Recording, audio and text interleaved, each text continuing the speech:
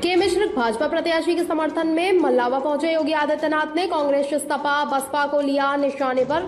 उन्होंने कहा, जब उनकी सरकारें होती थी तब गरीब भूख से मरता था, ठंड में ठिठुरता था, तब उनकी संवेदनाएं गरीब के प्रति नहीं होती थी। उन्होंने कहा कि जब समाजवादी पार्टी की सरकार हुआ करती थी तब अयोध्या में आतंकवादी हमले करने वालों के मुकदमों को वापस लेने में रुचि दिखाते थे। इन्होंने रामपुर में सीआरपीएफ कैंप पर हमला करने वाले आतंकवादियों को वापस लेने में रुचि रखते थे। उस समय काशी में संकट मोचन पर हमला करने वाले आतंकवादियों के मुकदमा को लिया था। लखनऊ, अयोध्या, वाराणसी कचहरी पर हमला करने वाले आतंकवादियों के मुकदमे को वापस लेने का प्रयास किया था। तब हाईकोर्ट ने टिप्पणी की थी कि आज जो आतंकवादियों के मुकदमों को वापस ले रहे हैं, कल इन्हें भूषण सरकार से नवाजेंगे। हाईकोर्ट ने कहा था, सरकार का यह कृत्य अति निंदनीय है। संवाददाता अमन कुमार। कर क्या रही थी?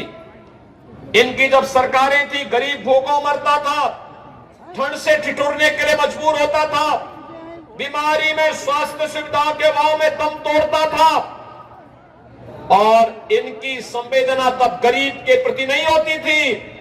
याद करिए, ये समाजवादी पार्टी के लोग जब इनकी सरकारें हुआ करती थी तब अयोध्या में आतंकी हमला करने वाले आतंकवादियों के मुकदमों को वापस लेने में रुचि लेते थे। इन्होंने रामपुर में सीआरपीएफ कैंप पर आतंकी हमला करने वाले आतंकवादियों के मुकदमों को वापस लिया था। इन लोगों ने उस समय काशी में संकट मोचन मंदिर पर हमला करने वाले आतंकवादियों के मुकदमों को वापस लिया था। लखनऊ, अयोध्या और वाराणसी की कचहरियों पर हमला करने वाले आतंकवादियों के मुकदमों को वापस लेने का प्रयास किया था। तब हाई कोर्ट ने एक टिप्पणी की थी। माननीय न्यायालय ने कहा था कि आज इन आतंकवादियों के मुकदमों को वापस ले रहे हो, कल इन्हें पद्म पुरस्कारों से नवाजोगे। सरकार का यह कृत्य अत्यंत खतरनाक है, निंदनीय है, और कोर्ट ने कंडेम किया था समाजवादी पार्टी को। आतंकवादियों की समर्थक ऐसी समाजवादी पार्टी को क्या वोट देंगे? क्या आप वोट देंगे? क्या राम का अपमान करने वालों को क्या वोट देंगे? क्या?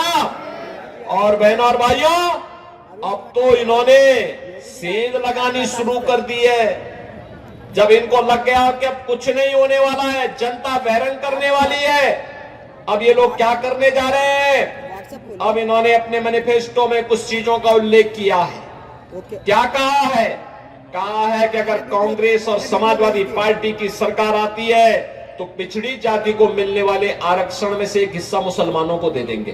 क्या हिंदुस्तान स्वीकार करेगा? क्या अनुसूचित जाति जनजाति को मिलने वाले आरक्षण में से एक हिस्सा काट करके मुसलमानों को दे देंगे? क्या हिंदुस्तान इसको स्वीकार करेगा? क्या? अरे ये बाबा साहब भीमराव अंबेडकर का अपमान है। कांग्रेस ने बाबा साहब भीमराव अंबेडकर का हमेशा अपमान किया, समाजवादी पार्टी ने भी बाबा साहब भीमराव अंबेडकर का अपमान किया, और आज ये आपके आरक्षण के अधिकार पर भी सेंध लगाने का कुत्सित प्रयास कर रहे हैं। कांग्रेस और समाजवादी पार्टी के इन मंसूबों को हमें पूरा नहीं होने देना है। और इस दिशा से मोदी जी ने कहा है, आत्मनिर्भर भारत और विकसित भारत बनाने के लिए। आत्मनिर्भर भारत का मतलब हर नौजवान आत्मनिर्भर होगा, उसके हाथ को कार्य होगा। आत्मनिर्भरता का मतलब हर अन्नदाता किसान आत्मनिर्भर होगा। आत्मनिर्भरता का मतलब हर महिला आत्मनिर्भर होगी। 3 करोड़ ड्रोन दीदी बनाने का एक लक्ष्य प्रधानमंत्री मोदी जी ने दिया है। इन्हें लखपति दीदी के रूप में हम बनाएंगे। यह काम मोदी जी ने अभी से काम करना प्रारंभ कर दिया है। व्यापारी के व्यापार को आगे बढ़ाने के लिए तमाम योजनाएं आएंगी। हस्तशिल्पियों का सम्मान होगा और भारत दुनिया का सिरमौर होगा। हमारा देश दुनिया का सिरमौर हो, किसको खुशी नहीं होगी? आप खुश होंगे ना हमारा देश अगर विकास करता है तो। हमारे देश का विकास का मतलब आप सबका विकास, हर गांव का, हर गरीब का, हर किसान का, हर नौजवान का, हर महिला का, हर एक का विकास। और इसीलिए हम लोग आए हैं।